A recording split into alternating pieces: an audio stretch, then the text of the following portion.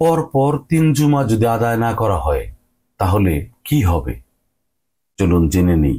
তার আগে সাবস্ক্রাইব করে নিই। জুমআর দিন আল্লাহ দেয়া দিনগুলোর মধ্যে শ্রেষ্ঠ। সপ্তাহের ঈদের দিন শুক্রবার। ইসলামের দিনের মর্যাদা রয়েছে। সব দিনের মধ্যে জুমা নামাজকে শ্রেষ্ঠত্ব দিয়েছেন মহান আল্লাহ তাআলা।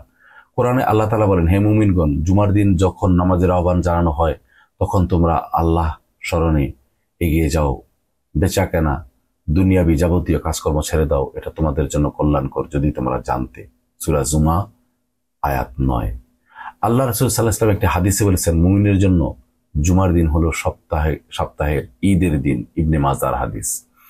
জুমার দিনের অনেক আমলের কথা বিভিন্ন হাদিসে চমৎকার ভাবে আলোচিত হয়েছে। আউস ইবনে আউস রাদিয়াল্লাহু তাআলা বলেন, আমি আল্লাহ রাসূল সাল্লাল্লাহু আলাইহি ওয়াসাল্লামকে বলতে শুনেছি, যে ব্যক্তি জুমার দিনে গোসল করবে, জুমার নামাজের পূর্বে স্ত্রী সহবাস করে তাকেও গোসল করাবে এবং নিজেও গোসল করবে অথবা উত্তম রূপে গোসল করবে, এরপর ওয়াক্ত হওয়ার সঙ্গে সঙ্গে মসজিদে আসবে, আসার সময় হেঁটে আসবে, কোনো বাহনে চড়বে না, ইমামের কাছাকাছি বসবে, এরপর দুটি খুতবা মনোযোগ দিয়ে শুনবে, খুতবার সময় কোনো অনর্থক কাজকর্ম করবে না, সে মসজিদে আসার সময় প্রতিটি পদক্ষেপে 1 বছর নফল রোজা ও 1 বছর নফল নামাজের সওয়াব পাবে। আবু দাউদ শরীফের হাদিস। ফজিলতের পাশাপাশি জুমার নামাজ অনাদায়ে হাদিসে শাস্তির কথা বলা হয়েছে।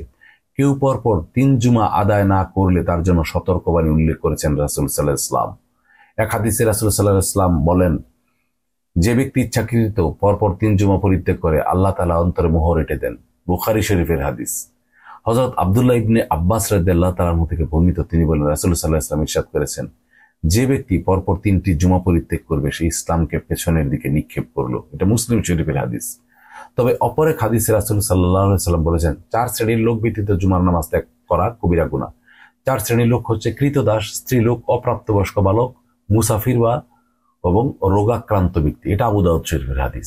এছাড়া নামাজ পড়া মুসলিমদের একটি নিদর্শন। তাই হযরত ওমর রাদিয়াল্লাহু তাআলা বলতেন, নামাজ ত্যাগকারী নির্ঘাত কাফের। বাইহাকির হাদিস। হযরত আলী রাদিয়াল্লাহু তাআলা বলেন, যে নামাজ পড়ে না সে কাফের। বাইহাকির হাদিস।